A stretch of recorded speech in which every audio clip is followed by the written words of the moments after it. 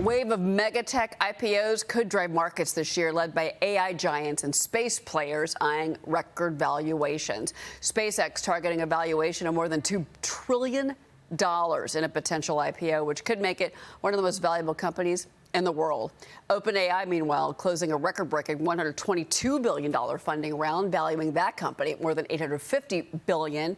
The ChatGPT maker also eyeing a potential IPO as it looks to scale and compete with rivals like Google and Anthropic, which is also considering a public debut of its own. I want to bring in SanboxAQ CEO Jack Hidary. Jack, what are your thoughts in particular? It's not just the size and the valuations of these IPOs, especially when it comes to SpaceX, but I think it's more indicative of kind of where we're going with the market and with investments, and that is space and AI. Cheryl, yeah, absolutely. Good morning. Good to see you today. The second half of this year promises to be very different than the first half. As you mentioned, I think we're going to see the IPO of SpaceX.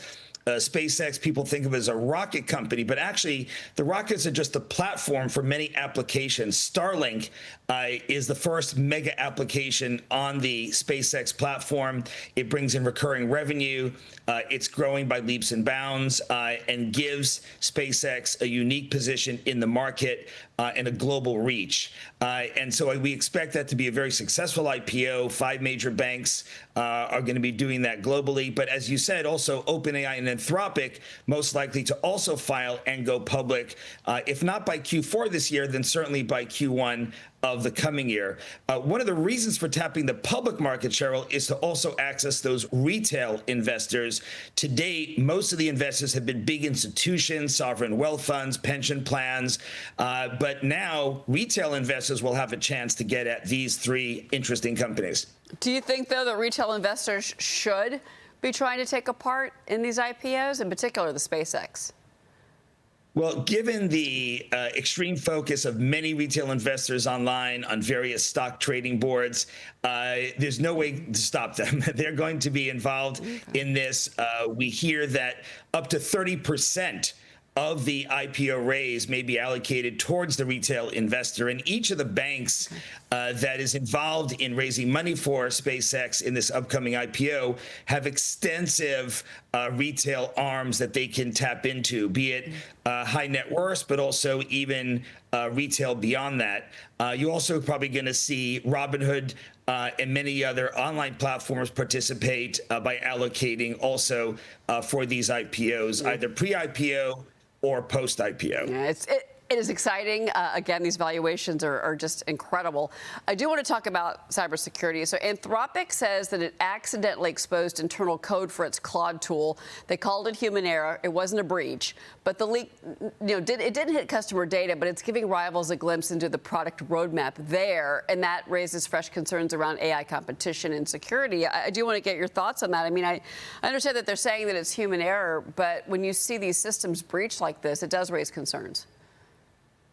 Well, the bigger picture, that particular case was human error, but Anthropic's more interesting announcement was back in November 13 of this past year when they, and we applaud them for doing this, came forward and said that a state-sponsored hacker from overseas attempted to get into 30 of their customers who are using Anthropic Claude via the use of that AI.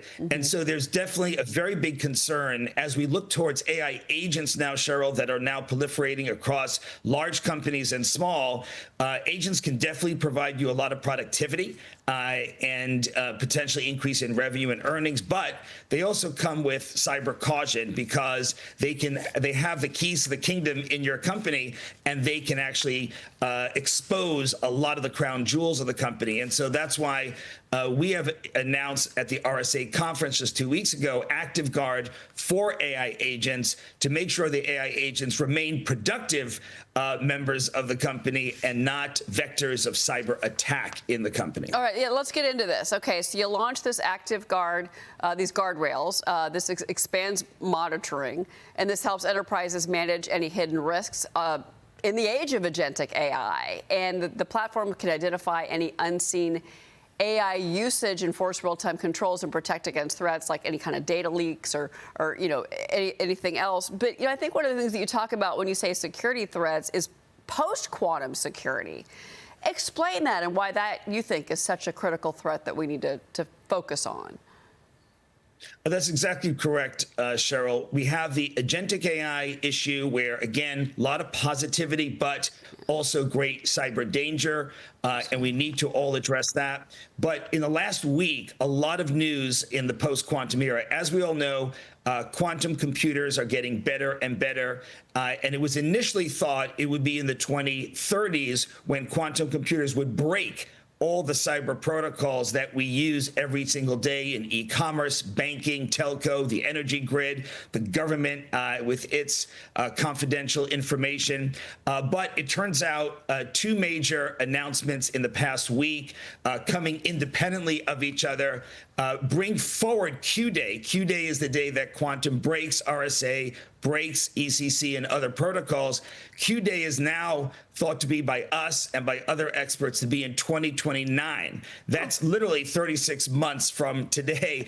And so there's really no time left, Cheryl, to really start getting going in moving over to the quantum safe protocols known as PQC, post-quantum cryptography. So exactly correct. These are two twin cyber threats, one on the AI agentic side, but also, of course, now with Q-Day moving forward to 2029, this is the time to protect ourselves. You know, when you hear so many people moving ahead to quantum, I thought that was very interesting that you were flagging that now, and that the time frame is shorter than originally thought by many. And I don't think enough people are talking about it. So I'm glad you brought it up. Jack Hidary, thank you so much for being here.